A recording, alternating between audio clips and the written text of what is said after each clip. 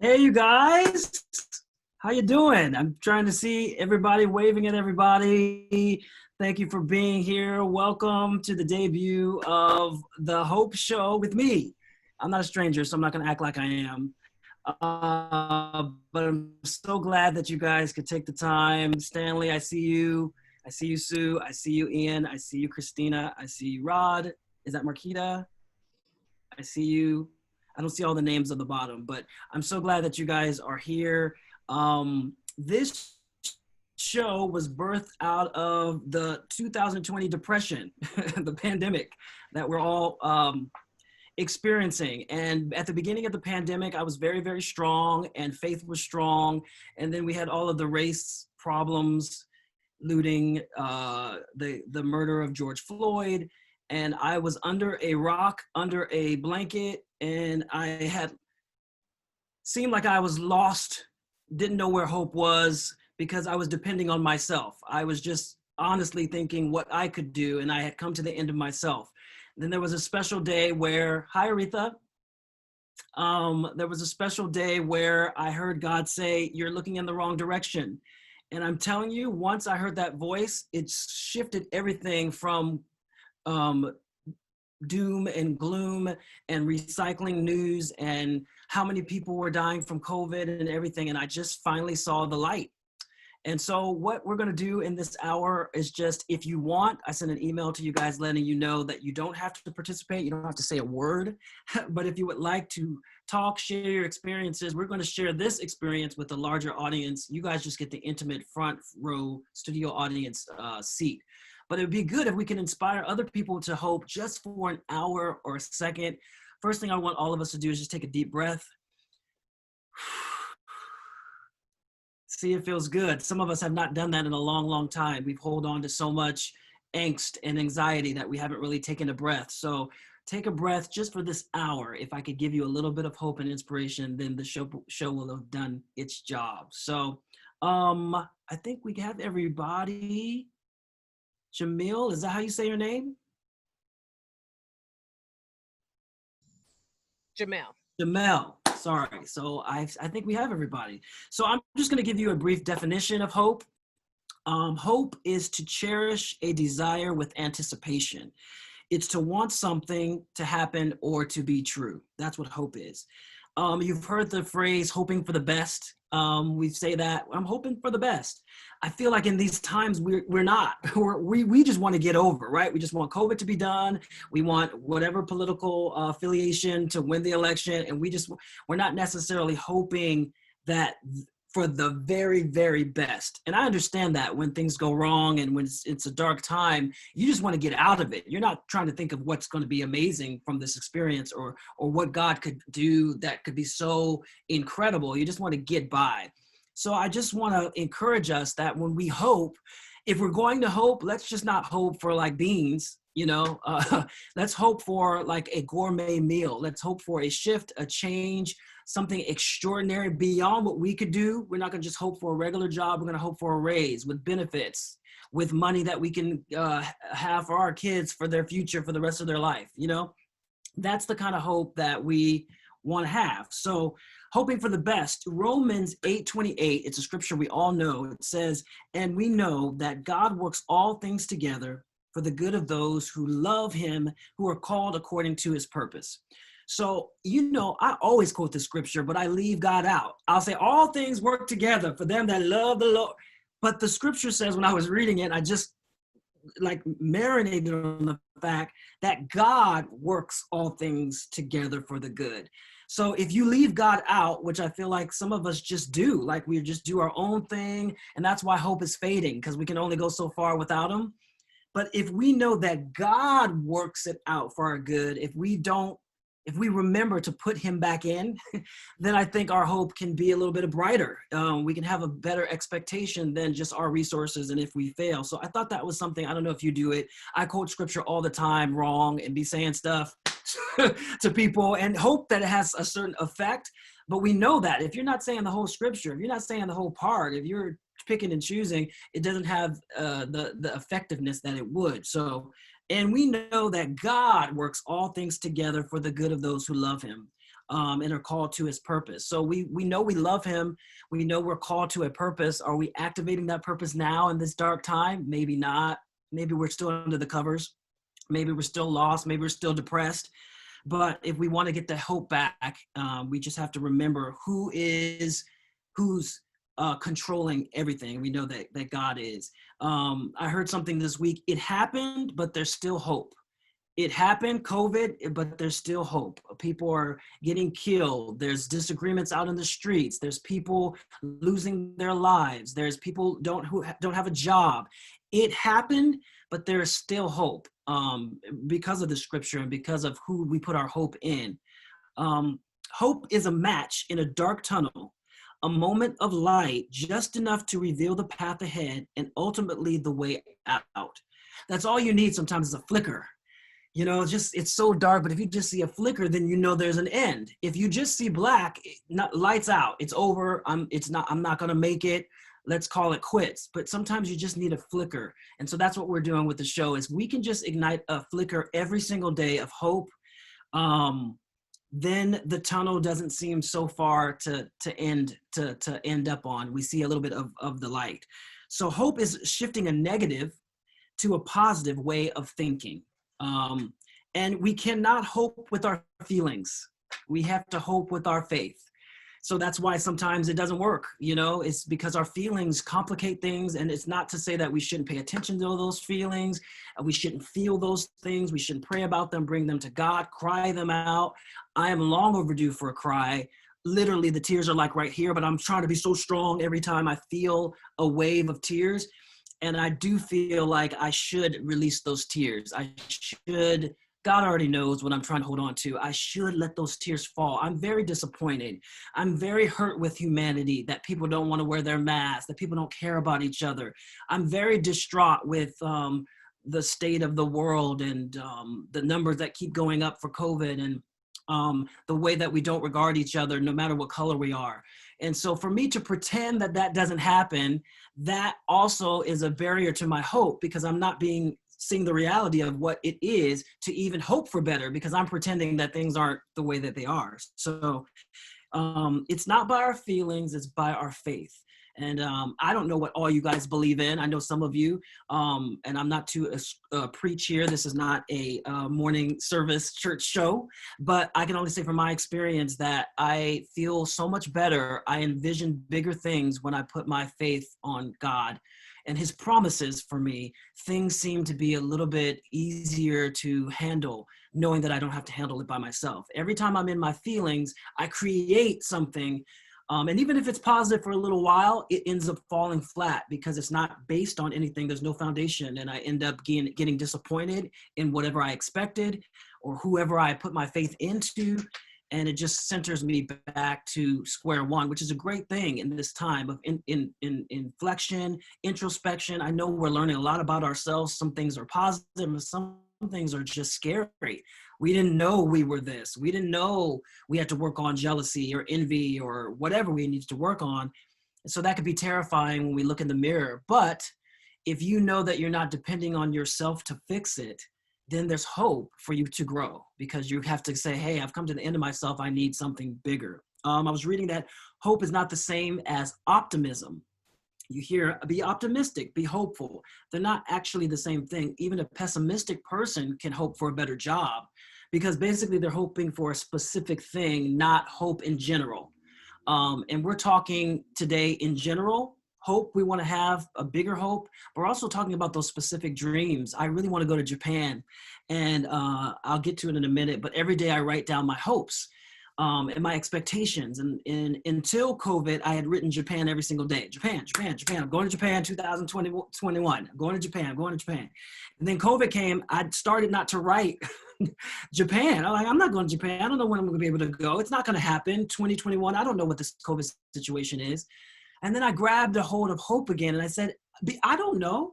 Why can't I just hope for the best and put Japan 2021? Yep, I'm going. You know, at least there's an expectation of what God can do. We don't know when the vaccine is going to happen. We don't know what time is going to bring, but I had robbed myself of some joy and some hope because of my trying to figure out how it was going to end, or this is impossible, it can't be this. And you know what? Maybe it can't.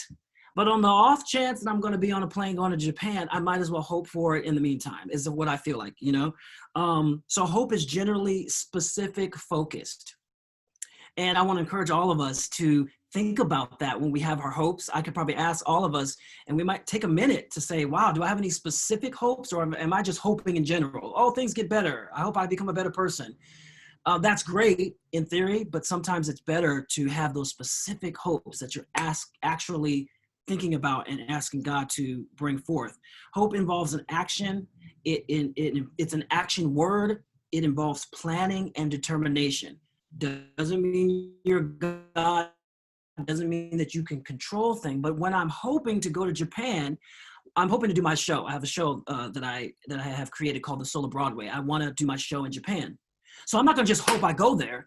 I'm going to be getting my show together. I'm going to be preparing, planning what part of Japan do I want to go to, what kind of calls eventually I'm going to make, because that hope becomes active than just kind of this wishing on a star, maybe it'll happen. And so my hope and my faith and my determination activated with God's greatness actually can make something happen.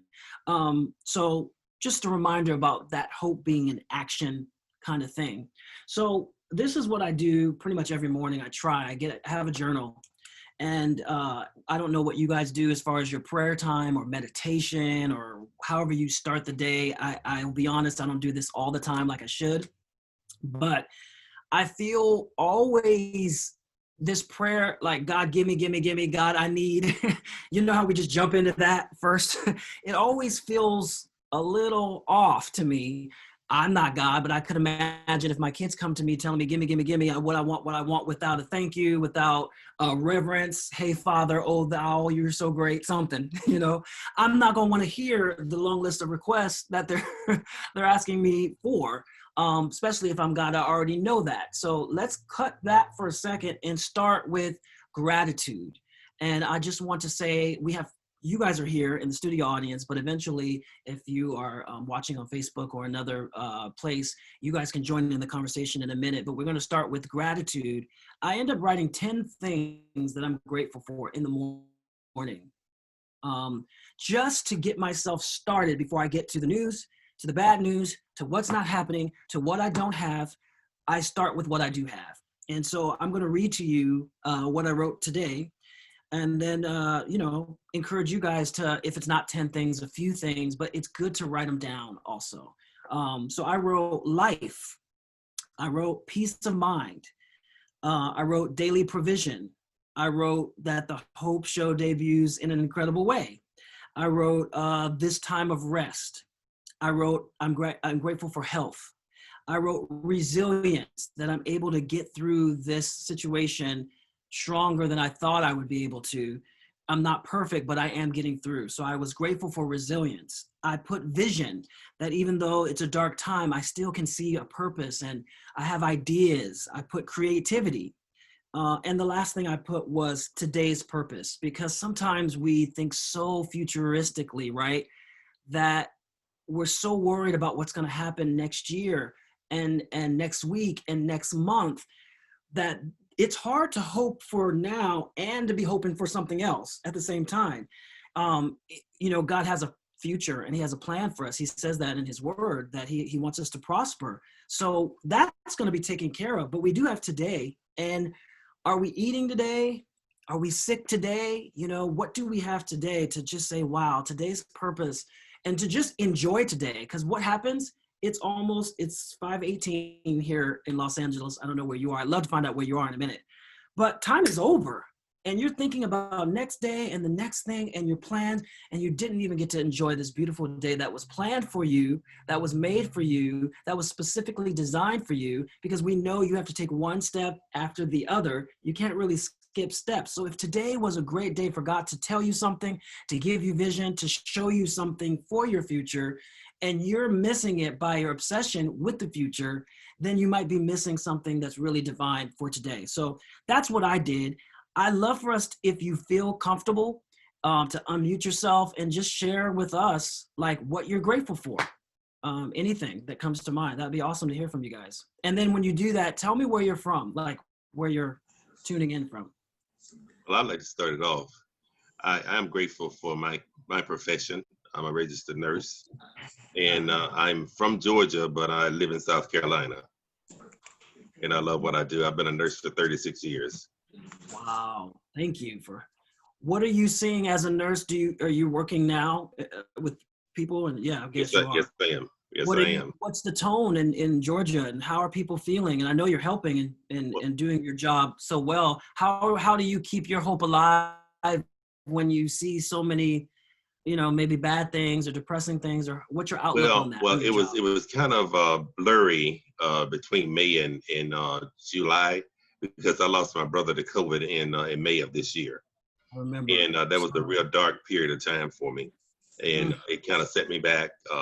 It really made me realize that I was human. It really brought out the human side of me. I cried, I wept. I did that for several days, and I went into a state of depression. And I didn't post a lot on social media. And he actually died the day before my birthday, and I'm usually real upbeat about my birthday because my birth month is May, and I'm just like celebrating every day. Right. But I didn't do that this year. But once he passed away and everything, and I saw him in a dream a couple of weeks ago, and he was whole and he was happy. Wow. And that made the difference in where I am now. It kind of brought me out of that depression. Wow. And I realized that he was giving me he had told me before he died, he says, I'm going to be healed through you. Woo. And I couldn't for the life of me realize where that was coming from until I saw him in the dream. And then I just recently got a new job. I started my new job on August 24th. I'm going to be working with hospice and patients who are actually at the end of life. And I think it's a new ministry for me. I think that's what it is. And I really believe that's what he's trying to tell me. Wow, Stanley, I can imagine you working for the patients and spending a lot of energy giving them hope. Yes. And then having a moment where, wait a minute, like you said, I'm human too, and I'm not even really processing everything that I might need because I'm giving, so much. So I just thank you for your service, and I'm really glad that you got that signed from your brother. Yeah. To keep going and let you know, hopefully, that there's hope, on the other side. But can I just share one more thing with you? Yeah. I want to say this other thing is that in terms of the patients that I see now that are coming into the hospital, patients are actually afraid to come to the hospital. They're afraid that they're gonna contract COVID, and a lot of them are, because they're not practicing the social distancing, they're wearing the mask and the things like that. They're just not doing it. And then the thing about it is they don't know who, if they come up positive, they don't know who they got it from. Right. They can speculate all they want to, but they really don't know, because it doesn't have a name on it. It doesn't have a color on it. It doesn't have a blood type on it, anything like that. I mean, you could be, meet people just that you've seen on a day-to-day basis, and you don't know where they come from, but yet and still you can come up COVID positive. Yeah. And it really, and I've had some of my close colleagues that I work with every day have actually come up, that way. But they are, people, they're doing better. They're doing fine. It's a scare. Yeah. It's a scary thing, because I've never been so afraid in my life, to go to work, not knowing if I'm going to start having symptoms. And every time I cough, if I have some diarrhea, I'm like, okay, now what's going on here? But I did take the test, and my test results came back negative. And and I'm still playing it safe, and I encourage everybody else to do the same thing. I'm trying to spread love around the world, and as I go around and telling people about it, to just be safe, and advocate for your family. You are your biggest advocate. Yeah, it's good to hear that, Stanley, because we all have our own experiences with COVID. I have a dear friend who's hopefully get to go home in 2 weeks, but she's been in the hospital since March, Wow. So when we hear these experiences from other people, it really helps. It makes it real that we need to pay attention, do everything that we can to stay safe, because it's a real thing. So I appreciate that, Stanley, and I appreciate you. But I heard you say you were grateful for your job. Nonetheless, you're still grateful that you'll be able to have it. Thank you. Anybody else want to tell me what they're grateful for? Share. Yeah, I'd like to jump in there. Thank you for having me. First of all, hi, everyone. My name is Marquita. I'm from Chicago. Oh, something going down in Chicago. Oh my God, is it? But I have a lot of things that I do, but I am thankful that I can work from home. And the most thing that I'm grateful right now for is just life. I'm a minister as well, so I won't get preachy, but Jeremiah 17:7 talks about how because the Lord is our hope and because we trust in him, we're just plainly blessed. So regardless of what it looks like, even though in Chicago we had some reoccurrence of some things because of a policeman's activity, but it wasn't solely the policeman's fault. However, they shut the city down again. So I've just been staying at home just to be safe. So we're dealing with the pandemic. We're dealing with looting and rioting and violence. It's just a lot. And I'm thankful that you're even doing this, because you can be the most positive, upbeat person, especially in our positions where we're always encouraging other people. But what about us? So I'm just thankful for this opportunity to think about hope. That's all I got. I just want you to know, pray for Chicago, y'all, okay? Yeah, we will.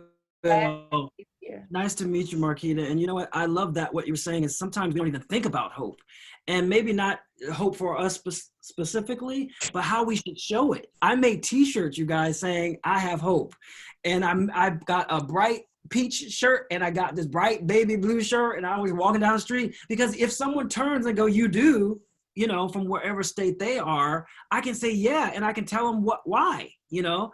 And it's not just about serving others, but that's kind of what the show's about.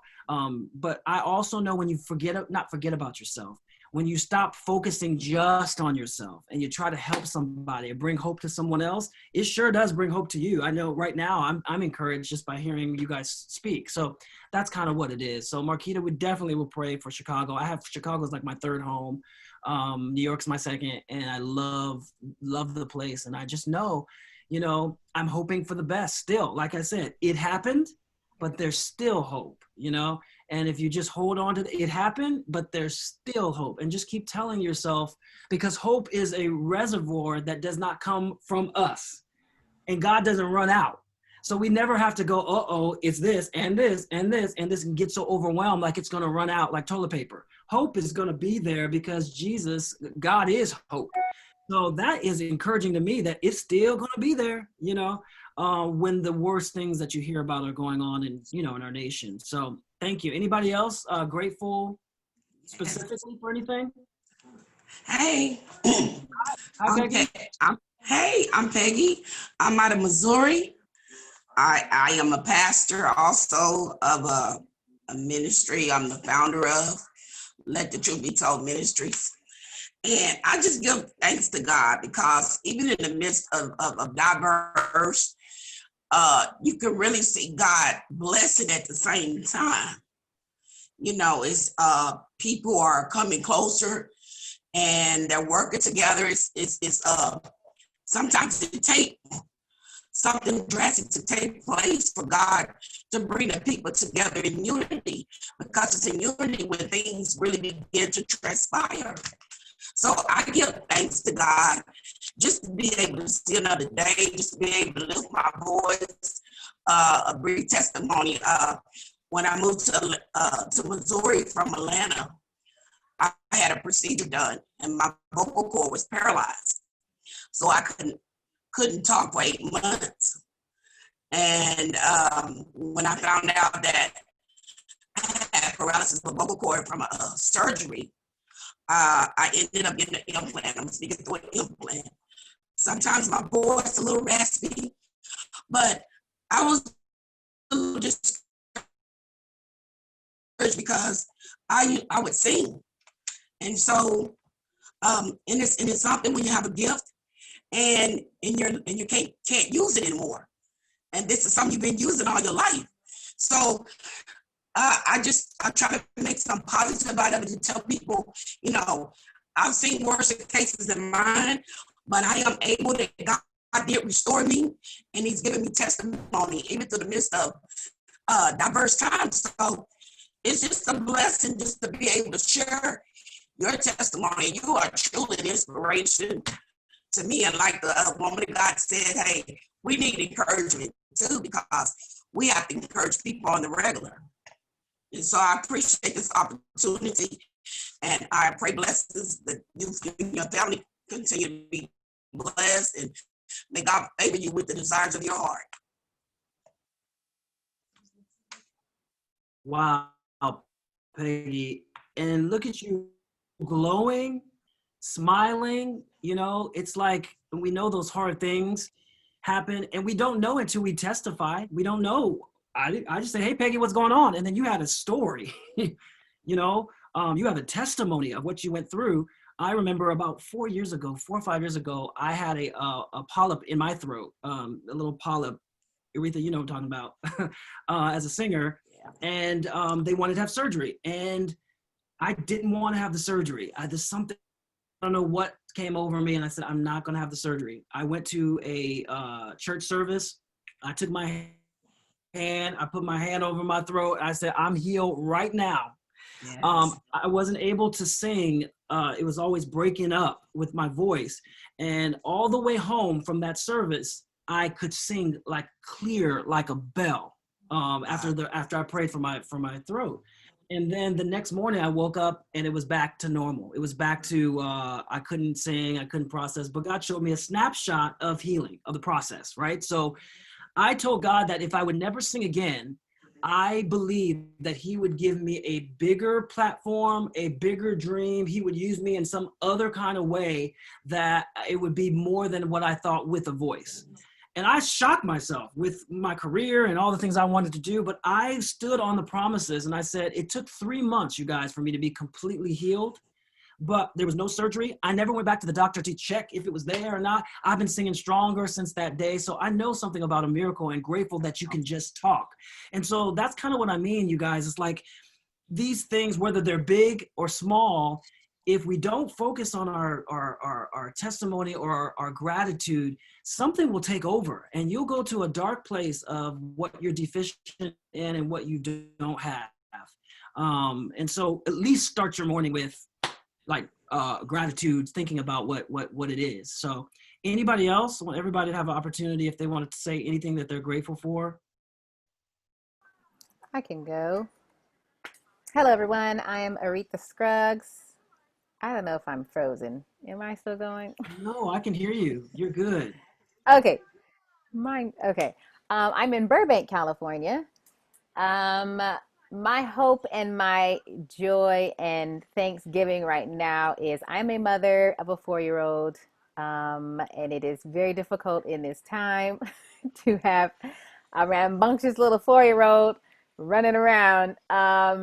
But she brings me a lot of joy. Her personality in general brings me joy. But I'm also thankful one of her preschool, they closed her preschool, but one of her preschool directors have been having just nature day outdoors for the kids once a week, and like with just 7 to 10 kids with the max. So just being able to, for 3 hours, and so for 3 hours once a week, that has been just a great help for me to not only have my own time to still be able to work from home, but also just to see her, pick her up, and she is just filled with so much joy. You know, for other parents to see your child smile and be so filled with joy, it can't help but fill you with joy. So, you know, I just love, you know, it's hard for me, but it's even harder for her to be indoors and not be able to be with her friends and be able to go to the park. We go to the park and it's all taped up.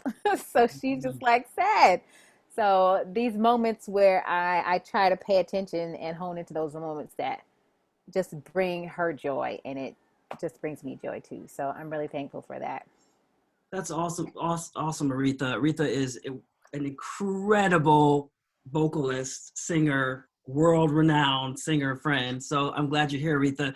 I got 2 kids. Most of you know, or you don't know if you follow me. And so sometimes that's the problem for me. I can hope for myself, but when I have to look at 2 kids and see how they're doing, that's just another Yes. obstruction to hope, because I can hope I can make it, but I'm hoping that they're okay. What about their Yes. future? What? So Yes. if I do not have hope or faith in God, I'm really going to lose it, because I have to think about so many other people, hoping for them as well, managing for them as well. And so, Aretha, I know how that could be, because you might be fine, but just to see your daughter smile and say she's okay, you know, Yes. gives you a little bit of hope too. And so I just want to keep encouraging you that that same God that takes care of you is going to take care of her. You know, it's not a different Yes. situation where because you're older and wiser, he got you, but he doesn't have her. Even more Right. so in her innocence, he's got her. And that smile is that every indication, like childlike faith, they say we need to have, like nothing's going on. You know, my 3-year-old niece came over and we barbecued and she was running around. I was like, you know, it's COVID, right, baby girl? You know, she doesn't know, you know, No. everything is taken care of. It's kind of like how God really wants us to respond. Like we have a God that would take care of things, not like we're so depressed, like we're not going to make it, you know? Yeah. That's awesome. Anybody else? Aretha from Burbank. It's fine if not, I'll keep going and we'll have other opportunities to share. Um, we're talking about hope and envisioning a better future. So when we envision a better future, it motivates us to take some steps, because the people that we are right now, I feel like in this time, God is shaping us to be the people who can even step into the better future. We might have not been the people that had all the equipment, the bags, the baggage, the faith or whatever to even go to the higher place, to the higher mountain. So God's like, I'm shutting it down for a little while to get us ready for the better. So when we're hoping for the better, we can be the better. Does that make sense? So sometimes that this faith action thing of hope, it can't just be ethereal. It has to be movement. You know, what is that movement that we're having that actually activates the hope and activates the faith? And so to me, I'm a control freak. So it's control versus non-control. And I end up spending all my time on what I can't control and just be trying to fix this. And then I got all this stuff that I can control that I could contribute to making better, but no. I need to go over here and do all this stuff and manage stuff that I don't have any control over. I'm going to fix COVID. I'm going to fix the government. I'm going to fix, you know what I'm saying? So start with hoping for better, but working on the things that you can control, you know, that you can manage. Those 1 or 2 or 3 or 4 things will preoccupy you enough to not worry about these big mountains that really are distractions from the stuff that we should be working on, because that's not going to get fixed. And you feel that. If you go in a circle, you go in a first circle, you're frustrated again, it's not going to be fixed. What's happening is you're running from what you can't control and what God has given you into something that never will come to something. And that is your excuse for not moving forward, because I'm so busy trying to do everything else, you know? So it's all about our focus. And I don't know about you, but just envisioning Japan makes me feel better. Just thinking about it, I'm gonna be there, you know what I mean? Just thinking about it, I'm not even done anything, makes me feel better. So sometimes it's that envisioning, it's that hoping, it's that dreaming. It's also about reality and revelation. There's a reality of all the things that we could talk about that's negative. We know those things. We can list those things. But God is the only one to give the revelation of what's happening with the reality. We can't do that. We can try, we can guess, we can, you know, this is going to be this is why, because, you know, like me, if there's a problem, I'm always trying to figure out what the lesson is, you know. But the only person that can truly give us the revelation for the reality is God. He knows why or when it's going to end or what the purpose is. So we do have to hope and be in his presence and draw him closer so we can get the right revelation for our reality. I heard this week that the interpretation belongs to God. And I am a fixer, and I like to encourage people, and Jeannie knows I can fix your problem like that. I don't even need to listen to the rest of it because I know the answer, right? So in lost in translation is, I'm just going to tell you what I think you should do. I'm not listening. I'm not paying attention, really. I am, but I know what it is. I know what you need to do. The interpretation belongs to God. He needs to give it to us, and we need to be quiet and still enough to receive what he's trying to tell us individually. You know, the only thing that Marquita can do, or Sue can do, or Ian could do is really work on ourselves. Even though we want this world to be better, we want other people to do their job and wear their mask and be kind, and we're focusing on, there's nothing you can really do about others. There's the only thing you can do about is yourself. Get an interpretation from God for yourself and continue to work on those things that you can control. But sometimes we're so far from God because all the stuff, social media and everything is just in the way. We can't hear. So he's speaking and it's like Spanish. We're taking it in and we're like, oh, I think God said this. We're running with something he never said. We're so far away. It's like a broken connection on the phone, you know? So in this time of reflection, I encourage all of us just to spend some time during the day. I know we're busy, 10 minutes or so with, I think there's prayer and there's meditation. Praying is talking. Meditation is quiet and stillness. And even though whatever you believe, I feel like you need both. There's a time to talk and there's a time to listen and just absorb what God is saying so you can get a clear picture, clarity of what he's saying. I'm going to Chicago. The event doesn't determine the outcome. So we look at an event, that doesn't determine the outcome. God determines the outcome. The event happens, the catastrophe happens, the sickness happens, the whatever happens, that's the thing that happens, but it doesn't determine what's going to happen if you're in faith. God does. So it's definitely what the thing happened and what God's decided about that thing. That's excited. What does God do? Is he losing sleep? Is God overwhelmed?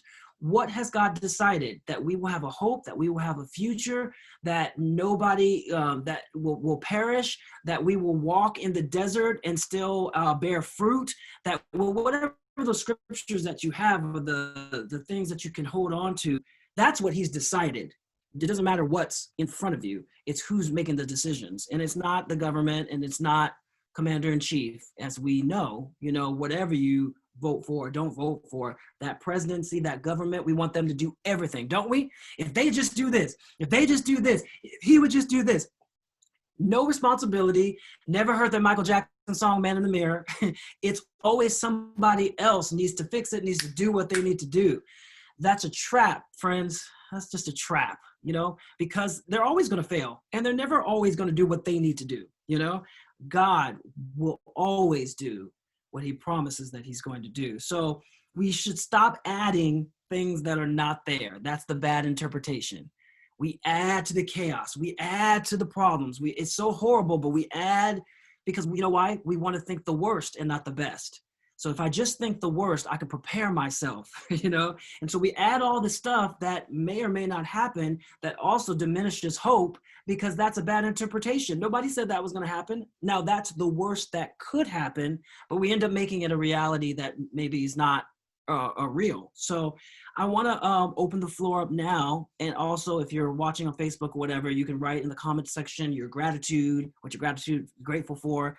So we got a little bit of time, but let's talk about distractions.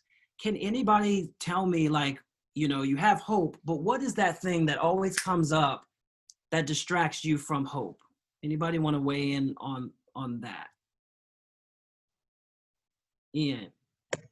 Hey, Terron, I think you already touched on it. What's happening right now, and not even the good thing, the bad thing that's happening right now. I think we all folks seem to focus on that. Some bad, and you see that. And I guess it's kind of human nature because you feel like you need to take care of that right then. But sometimes you just have to, in fact, you had a thing with that yesterday, where you just got to pull back and step back a little bit, maybe take a little look at it. Maybe it's not as bad as you think, maybe it's worse, but if you can pull back and look at it. And I think with everything that's going on in the world right now, if you watch the news every day, it's one more thing and one more thing and one more thing. It's looking past that is what we need to do. Absolutely. Right, absolutely. Absolutely. So that alone is the distraction, the focus on what's happening in front of us. That's so bad. it can kind of deter you from what your reality is, you know? And the reality is that we're all hurting and suffering, and we're suffering for people that we know are suffering. And this is not to be insensitive at all. But all of us right now, you guys look pretty good. You know, everybody's breathing. I have a friend on a ventilator, you know what I mean? You look pretty good, you know what I mean? Maybe you're stitched together, maybe you're just dragging on the Zoom call, but you look pretty, you know? And so one distraction, one tweet, and I'm gone, right? You're gone. Hope is gone. And so the question really is, and I want to continue to open the floor for distractions, how do you manage that? Because you can't like check out, you're still going to get some of this information. How do you manage that? But anybody else, distractions, what is the thing that distracts you from hope? I would say that what distracts me from hope a lot of times is when I'm just like with this COVID situation, whenever I try to talk to some of my friends about it and everything, they try to downplay it like it's nothing. And what has really burned me up is people calling it a black virus. It is not a black virus. It does not is not racially motivated. It affects blacks, whites, Hispanics, you know, and the like. And that really tears me up, you know. And I wonder a lot of times, is my work in vain? You know, am I just out there just working just to make money rather than working to make a difference? And you know, that's my biggest distractor right now. Yeah. People, right? People can distract. Yeah. I've had to unblock or unfriend so many people. And I say this in love because I don't not love them. And if I see them, I'll give them a hug and we still could be friends, but I can't follow you no more. You know what I mean? Because they're just regurgitating news like they have some degree from some communications college of other stuff that we already know. And every time I go to their feed, they're telling me again what we already know again and again and again. And this is the video and another video and another video and another video. And I'm just like, my head is spinning and I'm losing hope just seeing their name and their picture. And so for me, managing it just meant I can still be your friend, but I don't need to see all that. It doesn't add anything to my life right now. And I'll be honest, this is very controversial. I don't need to know the number. I don't need to know the number of how many people have died. I know this is a serious thing. I'm protecting my family. I'm doing what they're asking me to do. The number up and 2 and 5 and 6 and the spike and all that, it doesn't do me any good, you know, for me personally. You know, some people are managing that and that gives them a little bit more hope when they see the number go down or go up or gives them a little bit more anxiety. But I don't pay attention to a lot of that stuff that maybe others should. There's no judgment, but just for myself, I know it doesn't help me. It doesn't help. Any other distractions? So we have this current situation that's in front of us. Those are distractions for hope. Sue, were you gonna say something? Unmute yourself, unmute yourself. Unmute, you know, on the bottom. Got it. There you are. Well, when you were talking about, you know, people being distractions, I had a huge distraction today. My son, just briefly, he's a heroin addict, and I just found out today that he's homeless again, and that he's pretty much given up hope himself. And I cried like I haven't cried in a long time, but God was telling me that I still have to live my life. I've done what I can for him. I'm here for him if he needs someone to talk to, but I have to go on with my life. I almost felt a little guilty for coming on this show tonight. But anyway, that's all I wanted to share.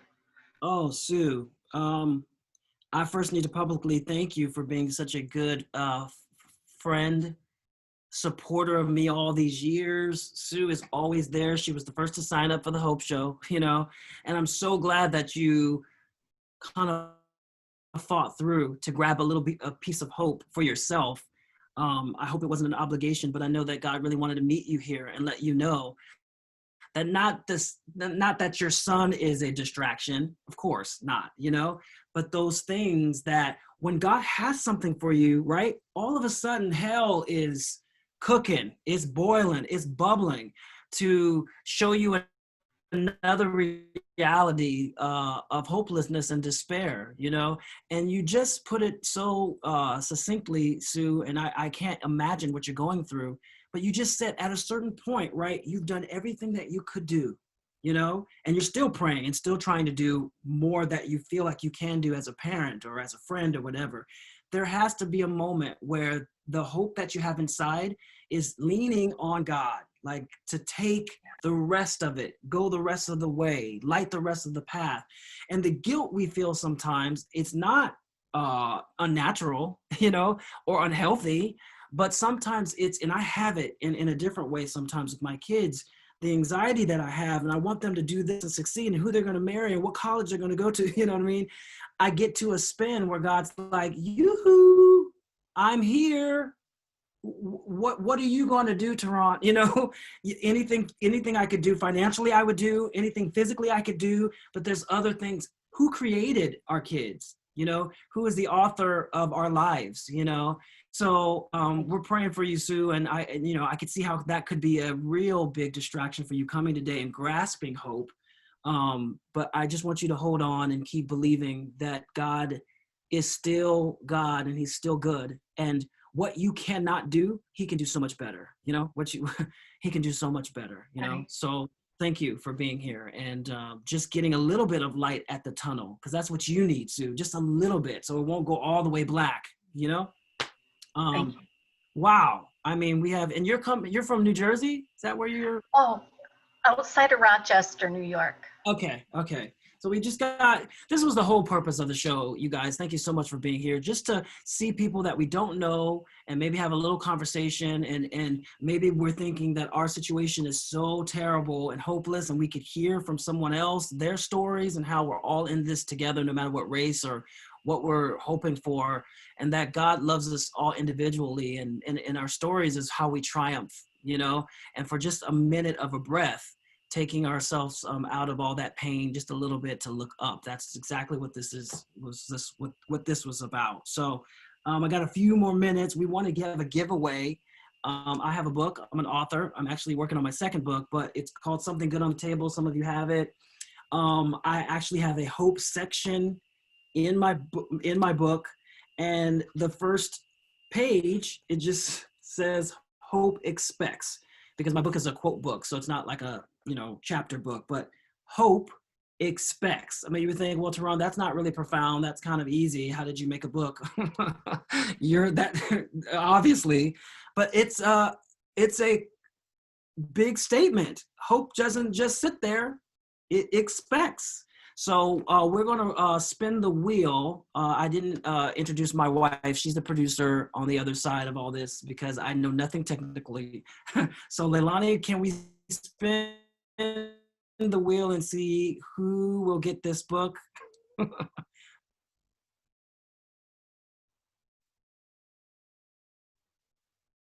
Ian! Ian is our winner of the book. So I'll get your information at the end. You can email me your address and I will send you this from Amazon. If you don't have this book, this is another entrance into hope. Pick up something like this and read just a line or two a day.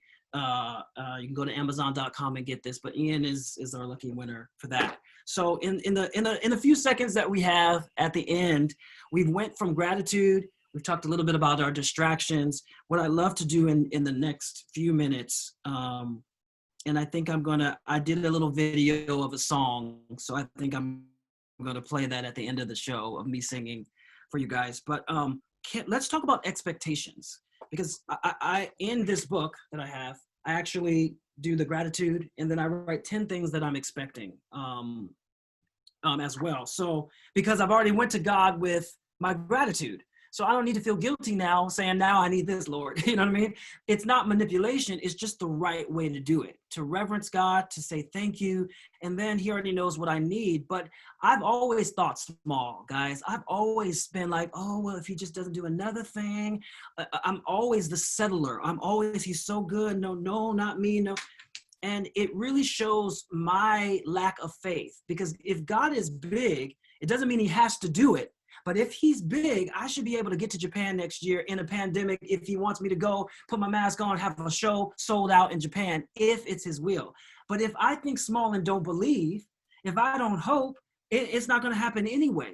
So I've turned that into every day trying to write some astronomical, crazy things that I'm expecting, knowing that I'm in his will, and that if he doesn't do it, I will be fine with it. But at least I think that God's big enough to be able to answer some of these. So I want to go around for anybody who didn't get to speak and wants to speak. Hope expects. So you can have the gratitude, you have all these distractions, but do anybody want to share? What are you expecting? You know, it can be crazy big. Do you have any expectations of yourself or God, even in this pandemic? Can anybody share or want to share what hope is leading you to expect? Yes, I'm expecting on completing my third book, and I'm expecting for that to make a movie out of it, and that's what I'm going to do. So keep me lifted, because it's been a process. I had submitted my book, and then once I got it submitted about a month ago, my entire laptop went dead. Wow. So I have to start trying to find it. But anyway, I have goals, and I believe that God has given me something to share with the world, to encourage, because I enjoy encouraging others. And so that's my goal, and that's my expectations, is that my work may be seen across the world and may help someone. Well, Peggy, I have not read a chapter of your book, but I'm smiling like I got the book, and I can't wait to watch the movie. So I am in expectation of seeing what you have, because there's something about you that actually makes me excited as well. So I'm looking forward to that movie and that book whenever that happens, you know, and keep on putting that hope. Right. I got 2 of them out. You have 2 of them out, so you know the process. I have 2 books already out, and I would like to bless you with them. So if you have an address, a post office box, I'll give it to you. We'll trade. Anybody else? Expectations?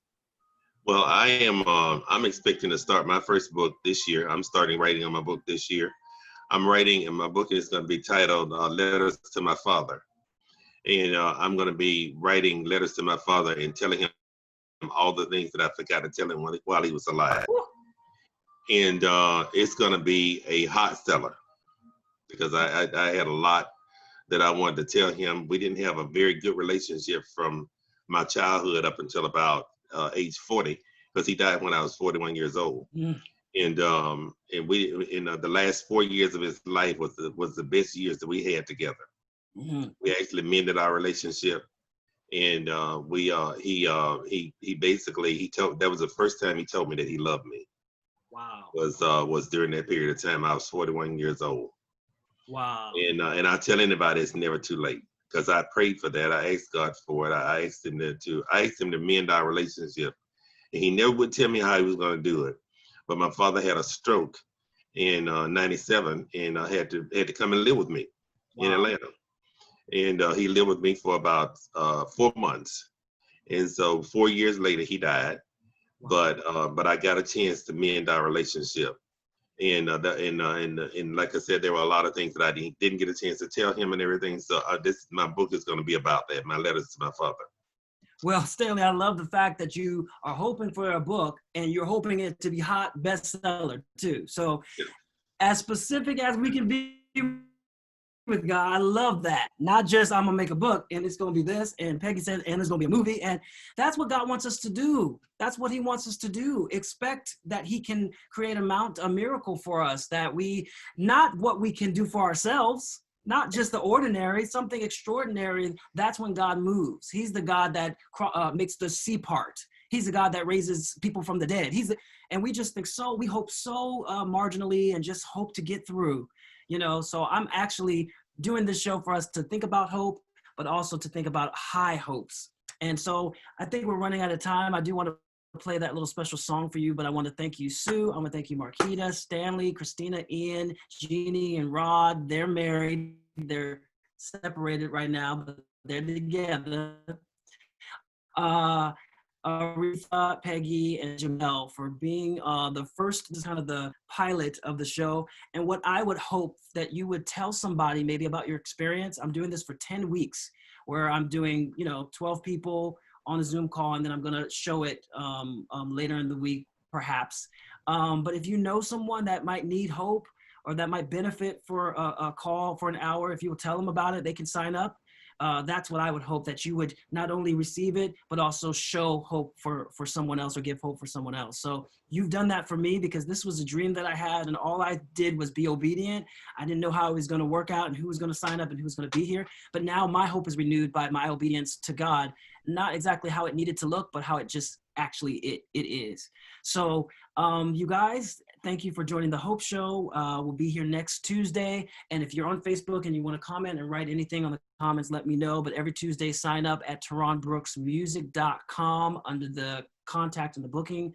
Sign up, and love to have you on the show. Make time to show some hope. You guys hang on. We're going to just leave you with this song, and I appreciate you so much. Keep looking up.